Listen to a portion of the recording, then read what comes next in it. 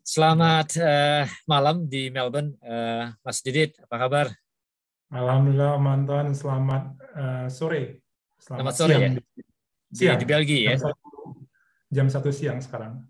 Oke, jadi kita kalau wawancara seperti ini mungkin kita simpulkan dalam satu kalimat ya, salam 24 jam ya.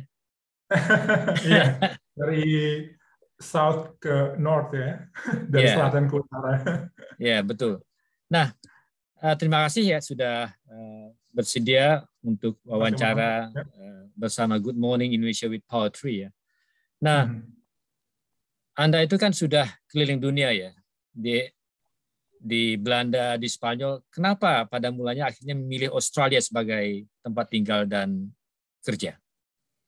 Ya mungkin terima kasih lagi Om Mantan sudah mengundang. Mungkin sedikit background sebelum memberikan cerita kenapa pada akhirnya memilih Australia. Jadi saya S3 di Spanyol itu dalam bidang photonics. Dan itu setelah S3 sebelum menyelesaikan defense saya mendapatkan kesempatan untuk melanjutkan postdoctoral di Prancis. Jadi itu sekitar 6 bulan sebelum saya defense. Jadi pada saat itu berpikir, oke, kita udah di Spanyol. Jadi kita datang di Spanyol itu 2007. Jadi 2011 itu udah akhir S3. Berpikir udah pindah ke Prancis untuk postdoc. Itu itu dengan alasan setelah S3 paling enggak ada jeda untuk bisa menikmati professional career di akademia gitu kan teman-teman. Yeah. Tapi memang alasan untuk S3 sendiri itu setelah S3 terjun ke industri. Itu alasan pertama. Nah, setelah jadi bergabung di Perancis itu sebagai postdoc lebih ke akademia. Nah, setelah mendapatkan S3 2012, pada saat itu saya join itu ketika di Perancis masih Sarkozy. Jadi rezim Sarkozy itu pada saat itu sangat tidak mendukung yang namanya imigran. Jadi mempersulit buat imigran untuk mendapatkan carte de séjour atau izin tinggal. Meskipun ketika saya mendapatkan kontrak selama setahun pertama di Perancis, dan sebenarnya kontrak itu akan diperpanjang. Tapi karena untuk mendapatkan carte de séjour itu spouse harus belajar bahasa Perancis dan harus lulus tes bahasa Perancis, yang pada saat itu susah untuk dilakukan karena istri saya sendiri harus ngurus anak kan, anak pada saat itu masih umur setahun 2 tahun. Yeah. Dan sedangkan kursus bahasa Perancis sendiri itu dilakukan hari kerja, jadi saya juga nggak bisa di rumah kan untuk ngurus. Pada akhirnya singkat cerita nggak mungkin kita tetap tinggal di Perancis. Nah, pada saat yang sama itu saya mendapatkan sebenarnya posisi Om Anton untuk melanjutkan postdoc ke West Virginia, tapi sebagai postdoc gitu kan. Nah, pada saat yang sama saya juga mendapatkan offer atau tawaran untuk research fellowship di Australia, di mana proyeknya itu adalah academics plus industri. Jadi saya berpikir, oke, kalau misalnya saya ke West Virginia dari Eropa langsung ke sana, ke Amerika, jadi nggak ke Indonesia. Terus kedua, posisinya tetap academics, jadi nggak industri. Sedangkan yang kedua, Australia. Saya bisa stop over di Indonesia ke Australia, saya bisa anak masih setahun kan waktu saat itu kan, setahun 2 tahun. Dan itu juga industri. Tapi pada saat itu saya tidak tahu sama sekali tentang Australia. Zero, Om Anton. Jadi apa itu Australia? Oh ya, negara tetangga, negara kanguru. Tapi saya tidak tahu sama sekali kehidupan Australia seperti apa, bagaimana keadaannya. Serius nih, yang saya hanya tahu lah Australia, kanguru, that's it. Zero. Jadi, oke lah, Melbourne. Oh, Melbourne. Cek di website, is is the first city, livable city in the world pada saat itu. Iya, kan? betul. Cek di Google segala macam. Ini menarik nih. Ada kehidupan di Australia. Iya. Bukan padang pasir aja ya? Apa mantap? Bukan padang pasir aja ya? Gambaran ya?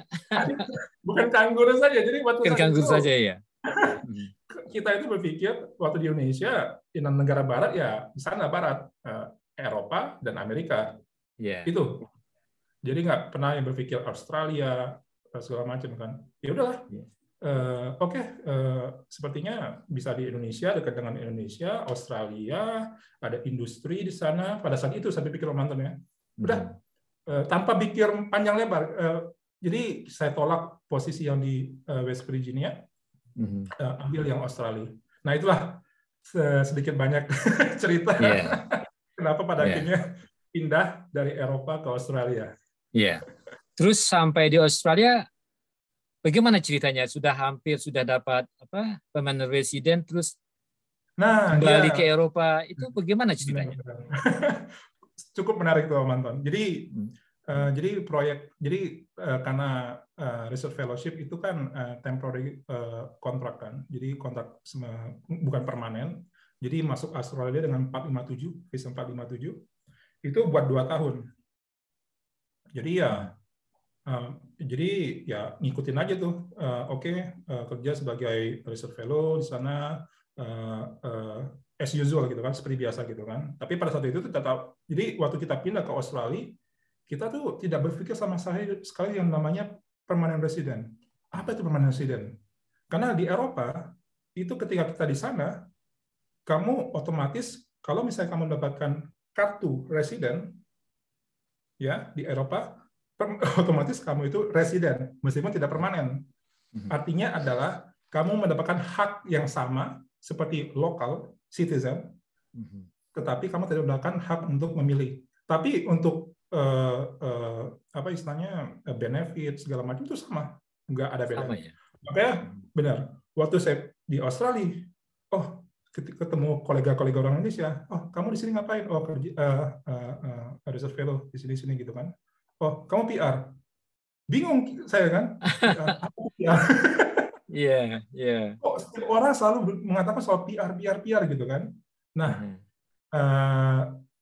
lama-lama makin tahu kalau misalnya ternyata PR itu karena 457 ya temporary worker Om Anton ya, itu kita bisa mendapatkan tinggal di sana, kerja di sana, tapi tidak mendapatkan hak yang sebagaimana orang yang punya PR visa dapatkan. Ada sedikit gap di sana yang kita berpikir make sense orang untuk melakukan PR. Nah, 2 tahun setelah itu sebenarnya gini Om Anton, sebenarnya setelah 2 tahun saya mendapatkan kesempatan sebenarnya untuk pindah ke UCSD San Diego. Karena profesor yang saya kerja sama di universitas itu pindah ke UCSD, saya mendapatkan offer untuk pindah ke UCSD tahun kedua ketika saya di Australia. Nah, saya ngomonglah sama profesor yang saya kerja di Melbourne itu kan, saya dulu di RMIT. Saya bilang, saya mendapatkan tawaran nih ke UCSD. Dia counter offer ternyata. Apa yang mereka tawarkan? Saya akan tawarkan katanya. Apa yang kamu pengen? Seperti itu kata profesor ini. Iya. Wah, saya katakan, kalau saya harus stay di sini, saya nggak mungkin sebagai 457. Sulit bagi kami untuk selalu memperpanjang visa, karena itu prosesnya itu sangat lebih susah dibanding proses mendapatkan kartu presiden di Eropa. Itu butuh ini. Saya nggak mau melakukan itu for every 2 years, gitu kan? Oke. Kita akan memberikan kamu sponsorship buat PR. Saya katakan juga, saya nggak punya uang. Nggak ada masalah, kita bayarkan. Oke. Nah, itulah dia. Pada akhirnya, singkat cerita, tahun ketiga, saya stay di sana, submit aplikasi PR, mendapatkan PR, dan ya udah ngikutin proyek. Itu saya mendapatkan tambahan proyek itu sekitar 3 tahun kalau nggak salah. Jadi total stay di Australia 4 years. Nah, tapi tetap saya berpikir, oh saya nggak mungkin nih sebagai dosen. Saya nggak mau kerja di akademia. Saya berpikir, ini harus industri gitu. Nah, ketika kontrak di Aramati selesai, tahun kelima, dan di situ saya harus menentukan sikap. Meskipun sudah PR nih Om Anton. Maksudnya, yang saya dengar, orang tuh pokoknya ke Australia untuk melakukan PR. Apapun caranya PR. Mau kerja apa, PR dulu di Australia, untuk kerja urusan nanti PR dulu kan. Nah, saya udah dapat PR, tapi saya punya masalah idealisme. Oh, nggak mungkin nih, tapi akademia. Nah, waktu tahun kelima, sebenarnya saya mendapatkan kesempatan untuk melanjutkan reserve lagi, Om Anton, ke UQ, University of Queensland. Saya mendapatkan tawaran untuk pindah ke sana kan. Tapi pada saat sama, saya mendapatkan, saya juga submit aplikasi ke Malaysia, ada perusahaan semiconductor di Malaysia, di Penang. Nah, dapat saya kan, yang di semiconductor itu industri Om Anton. Semiconductor industry production, big fab di daerah Penang atau Kulim di Malaysia. Ya udah, meskipun mendapatkan tantangan karena istri itu nggak mau pindah ke Australia, udah nyaman lah, udah mendapatkan teman, banyak teman di Australia, ada komunitas, banyak komunitas yang salah satunya CAM segala macam itu kita selalu datang kan.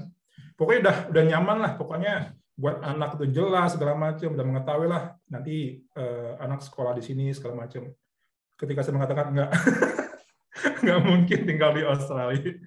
Kalau saya mau saya harus jadi dosen, untuk mendapatkan dosen harus seperti ini.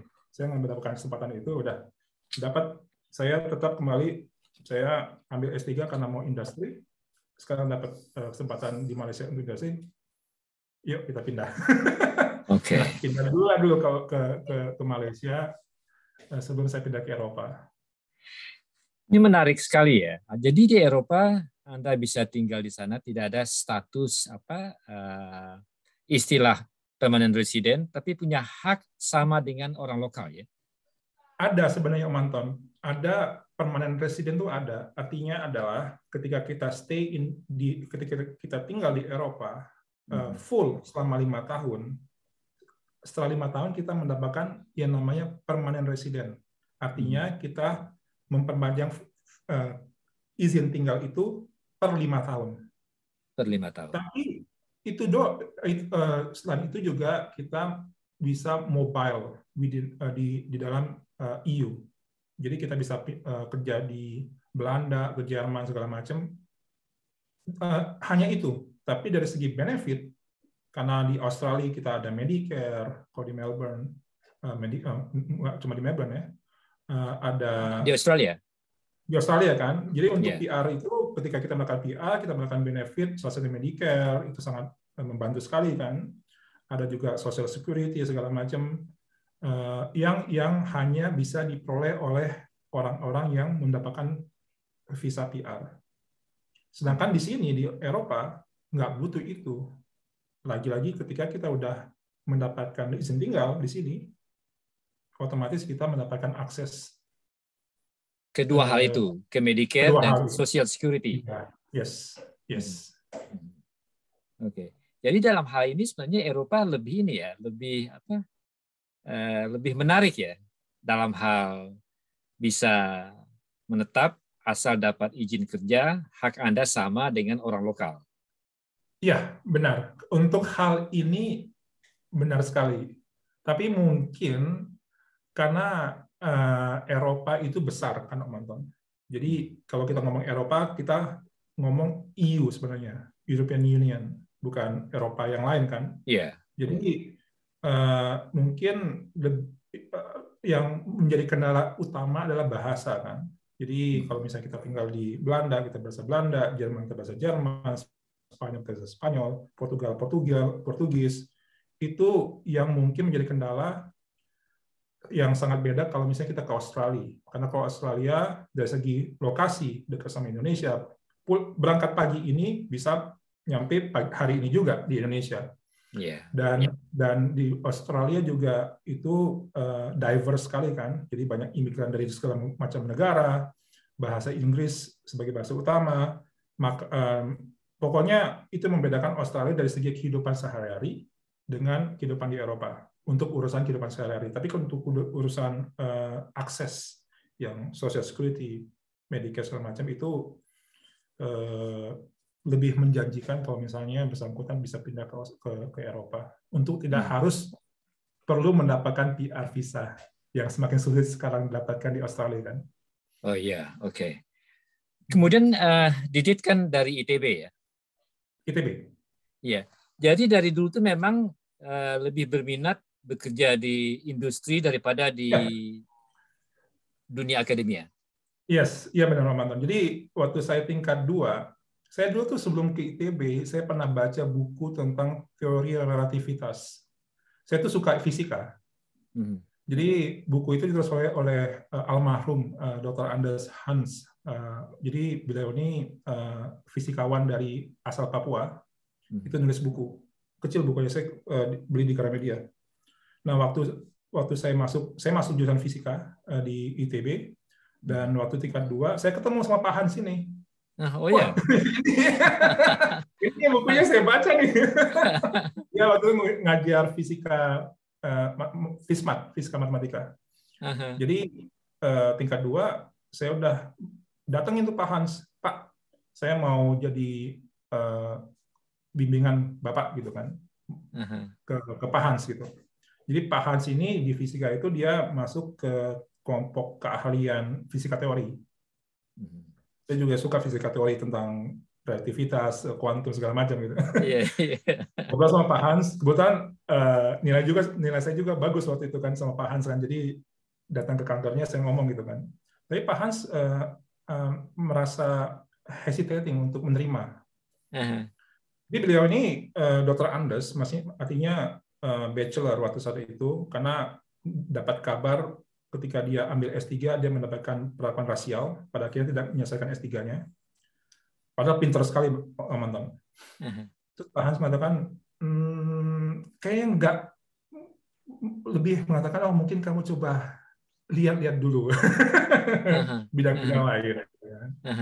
Nah, ya itulah pada akhirnya setelah itu saya berpikir, jadi juga pada saat itu kalau misalnya orang masuk fisika dan IP-nya lumayan tinggi, pasti dosen. Saya nggak suka banget itu. Oke. No, saya akan buktikan itu nggak benar. Mungkin itu yang drive saya berpikir, pokoknya setelah saya lulus, jenjang apapun itu saya ke industri. Nah, makanya saya selalu menantang untuk dalam diri Om Anton ya. Mungkin juga saya nggak sabar juga sih kalau jadi dosen terhadap mahasiswa ya. Pada akhirnya saya terjun di industri sampai sekarang. Ya, begini ya, Didit. Ternyata kita harus sambung episode kedua. Jadi sebelum kita tutup acara wawancara malam ini, Anda sendiri kan beberapa kali datang ke acara baca puisi Jembatan Poetry Society. Saya kan anggota Om Anton. Kenapa? Saya masih anggota kan? Masih. Mungkin saya bicara dengan Pak Bella Kusuma mungkin akan dijadikan tamu kehormatan untuk Jembatan Poetry Society. Ya, silakan. Dan seperti yang Om Anton selalu tahu, kalau saya sumbang baca puisi di komunitas puisi kita itu, saya selalu baca puisi dari Udra Fadlizon. Benar kan? Ingat kan? Saya boleh baca lagi Om Anton? Ini silakan. Judulnya Brutus. Sempat heboh. Oke. Yeah. Brutus dari Fadlizon, 11 April 2022. Lihatlah Indonesia makin berantakan. Ulah jahat oknum pejabat rakus, arogan. Harga-harga meroket. Terbang, utang menumpuk, minyak goreng hilang. Tapi pengkhianat merasa jadi pahlawan. Pandai berdusta dengan big data, apapun dilakukan demi kuasa. Nasib konstitusi dipertaruhkan, jabatan presiden minta diperpanjang, ambisi mengatur segala urusan. investasi gembar-gembor, tinggal janji, tipu muslihat merampok hasil bumi. Asing pesta pora bersama oligarki, negeri ini harus dimerdekakan kembali. Hebat, Dirit, hebat. Bukan saya bikin, Om Anton. Hebat. Yang penting antara hubungan antar manusia, berbeda pendapat, berbeda politik tidak apa-apa. Tapi setelah kehidupan sehari-hari kita berteman dan bersahabat. Iya. Setuju, betul, kan? Betul, betul. Terima kasih, dan akan kita sambung dalam episode kedua. Dan selamat malam dan salam 24 jam. Terima kasih lagi, Om Anton. Sampai episode berikutnya. Salam 24 jam. Terima kasih.